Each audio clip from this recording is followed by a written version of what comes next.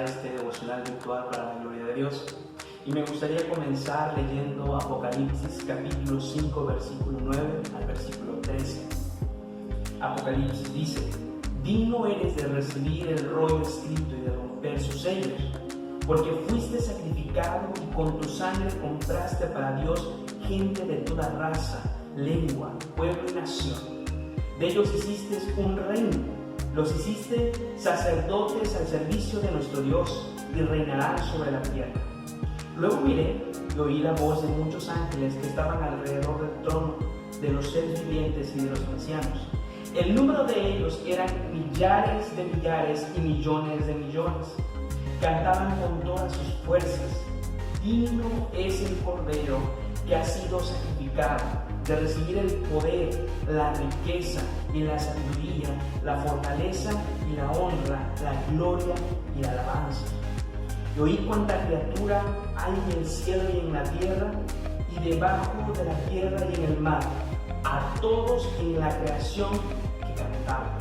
Al que está sentado en el trono y al Cordero, sea la alabanza y la honra, la gloria y el poder por los siglos de los siglos. Considerando estas palabras, vamos a unirnos a esta alabanza, pero lo haremos a través de una oración. Alabemos a Dios a través de la oración y a la vez confesemos nuestros pecados. Así es, oh Cristo, digno eres de ser adorado, digno eres de gloria, digno eres de honra. Tú eres el único, no existe otro ser. No hay nadie por encima del universo que pueda recibir gloria y honra como tú. Tú eres digno de ser reconocido por todo el universo. Tú eres digno de ser alabado por toda la creación. Y por lo tanto nosotros nos unimos a eso y te damos gloria, te exaltamos y reconocemos que no hay otro y no existirá jamás nadie más que tú, para que eres digno de recibir cada una de la alabanza, la gloria y nuestra honra, Señor. Tú debes de ser alabado y tú debes de ser exaltado. Y ante ti, reconociendo que tú eres grande, que tú eres inmenso y que no hay nadie como tú, reconocemos que pecamos, reconocemos que te ofendemos, reconocemos nuestra pequeñez y reconocemos que sin duda hemos ofendido tu nombre, no solo en acciones, también en pensamientos, también en actitudes, también de distintas maneras, Señor, que hemos pecado contra ti. Rogamos que tu sangre nos cubra, que tu sangre nos dé perdón de pecados y nos conceda vivir una vida santa para tu gloria y para tu honra. Oramos en tu mismo nombre, oh Cristo. Amén. Me gustaría leerle Mateo capítulo 6, versículo 9 al versículo 13, quizás muy conocido por algunos de nosotros. Mateo registra las siguientes palabras de Cristo: vosotros pues oraréis así: Padre nuestro que estás en los cielos, santificado sea tu nombre, venga tu reino, hágase tu voluntad como en el cielo, así también en la tierra. El pan nuestro cada día, dánoslo hoy, y perdónanos nuestras deudas, como también nosotros perdonamos a nuestros deudores. Y no nos metas en tentación, mas líbranos del mal, porque tuyo es el reino, y el poder y la gloria, por todos los siglos. Amén. Sin duda, uno de los temas que con frecuencia se tocan en la enseñanza de la iglesia es la oración. Constantemente se nos anima a orar para que la oración se vuelva un hábito en nuestra vida. Pero quizás nos hemos preguntado: ¿por qué tanta insistencia en este tema? ¿Por qué se nos exhorta tanto a orar? Bueno, en esta ocasión quisiera ocupar los siguientes minutos para darle al menos 3 razones por las que debemos orar. Sí, quisiera ocupar los siguientes minutos para ofrecer 3 razones, 3 motivos por los que debemos de orar constantemente. La primera razón por la que debemos orar es porque la oración es un medio de comunión con Dios. Porque la oración es un medio de comunión con Dios. Seguramente han de recordar lo que se dice en Génesis capítulo 3, versículo 8, donde leemos que Dios se paseaba en el huerto del Edén. Debemos de saber que esta palabrita de que Dios se paseaba en el huerto del Edén nos indica que la primera pareja disfrutaba de una comunión con Dios en el contexto del pacto de obras. Es decir, ellos hablaban con Dios, ellos estaban en intimidad con Dios, ellos disfrutaban de una gran amistad con Dios. Ahora bien, como sabemos y porque lo registra el mismo versículo que acabamos de citar, esta comunión fue dañada por la desobediencia de Adán y Eva. De hecho, después de pecar, ellos tuvieron miedo de comunicarse con Dios y se escondieron de la presencia de Él. Sin embargo, más adelante en el libro de Génesis encontramos la misma frase. En Génesis capítulo 5, versículo 22 encontramos que Enoc caminó con Dios. En Génesis 6, versículo 9 encontramos que Noé caminó con Dios. En Génesis 24, 40 también podemos leer que Abraham caminó con Dios. Esto significa, entre otras cosas, que estos hombres, en el contexto del pacto de gracia, disfrutaron de una comunión con el Señor. Ellos pasaban tiempo con el Señor, ellos hablaban con Él. Pero no solamente ellos disfrutaban de este tipo de comunión. Los demás creyentes del Antiguo Testamento entendieron que la oración era una manera de pasar tiempo con el Señor. Por eso David buscaba constantemente el rostro del Señor a través de este medio. Cuando llegamos a los evangelios, observamos que Jesús solía pasar tiempo con el Padre ¿a través de qué? A través de la oración. Por supuesto, debemos decir que la comunión de Jesús con el Padre fue algo ininterrumpido y único. Pero gracias a Cristo y a su obra, toda su iglesia puede disfrutar de una relación de comunión con el Padre. Pablo escribe esto en Gálatas capítulo 4, versículo 5 al versículo 6. Dios lo envió para que comprara la libertad de los que éramos esclavos de la ley, a fin de poder adoptarlos como sus propios hijos. Y debido a que somos sus hijos, Dios envió al Espíritu de su Hijo a nuestro corazón, el cual nos impulsa a exclamar: Abba, Padre. En Cristo somos adoptados legalmente por el Padre y entramos en una relación de padre e hijo. La palabra Abba significa padre o papá y es una palabra aramea usada por los niños más pequeños para dirigirse a su padre con ternura y confianza. Esto nos quiere decir entonces que ahora los cristianos en Cristo disfrutamos de una relación íntima con el Padre. Podemos dirigirnos a Él con confianza.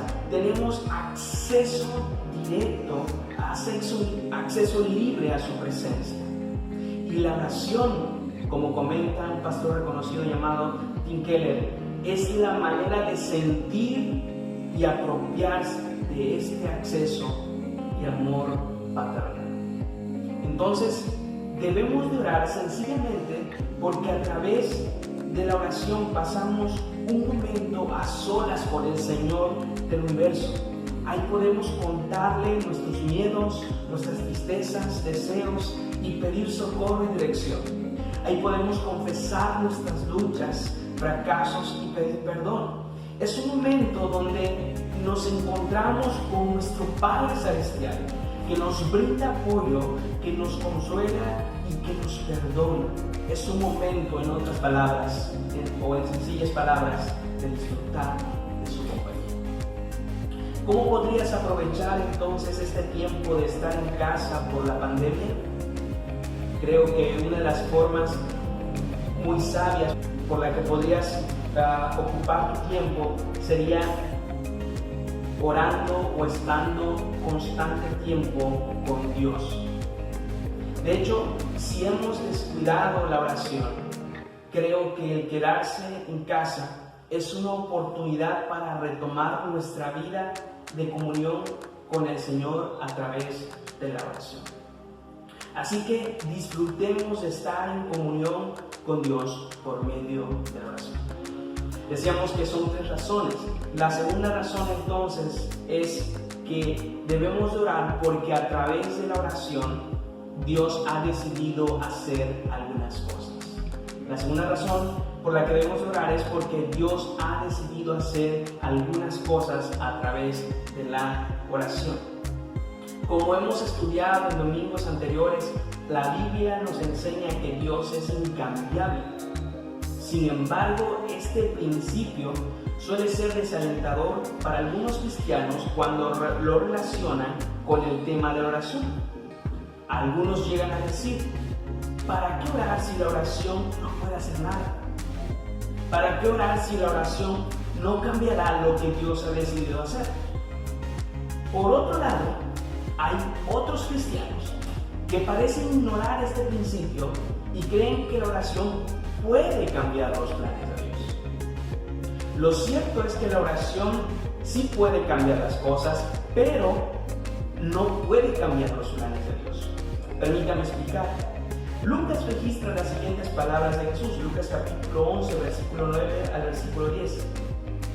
Así que yo les digo, pidan y se les dará, busquen y encontrarán, llamen y se les abrirá la puerta. Porque todo el que pide recibe, el que busca encuentra, y al que llama se le abre. No, la idea es bastante clara. Nosotros pedimos y Dios responde. De hecho, Santiago nos dice, no tienen porque no piden. Si Dios responde a las oraciones, entonces podemos decir que la oración sí cambia las cosas. Sin embargo, debemos de tener en cuenta que esto no significa que la oración pueda cambiar los planes de Dios, porque como bien registra el salmista en el Salmo 33, versículo 11, los planes del Señor quedan firmes para siempre, los designios de su mente son eternos. Debemos decir entonces que Dios ha decidido llevar a cabo ciertas cosas de su plan eterno a través de la oración. Un teólogo contemporáneo llamado John Rennie expresa esta idea de la siguiente manera: hay cosas que suceden debido a la oración y hay cosas que no suceden porque no hay oración. Por supuesto, la oración no cambia el plan eterno de Dios, pero dentro de ese plan hay muchos medios y fines. Dios ordena que las cosechas crezcan, pero no sin agua y sol. Él ordena que la gente se salve, pero normalmente no sin la enseñanza de la palabra. Y Él ordena que tengamos todo lo que realmente necesitamos, pero no sin oración. ¿Lo notan? Dios ha decidido llevar a cabo ciertas cosas de su plan eterno a través de la oración. Es por eso que en Éxodo capítulo 33, versículo 14 podemos leer que después de la oración de Moisés a favor del pueblo de Israel, el Señor se calmó y desistió de hacerle a su pueblo el daño que le había sentenciado. Es por eso que cuando Elías oró para que no lloviera, Dios no envió lluvias, y cuando volvió a orar para que lloviera, el Señor envió de nuevo lluvia. Es por eso que la iglesia de Jerusalén, registrada allá en Hechos capítulo 4, versículo 29 al 31, después de pedir a Dios que le permitiera hablar sin temor, la iglesia fue llena del Espíritu Santo para que pudieran hablar con denuedo el Evangelio. Entonces, debemos orar porque Dios ha decidido llevar a cabo algunas cosas de su plan eterno a través de la oración. Debemos orar porque la oración cambia las cosas.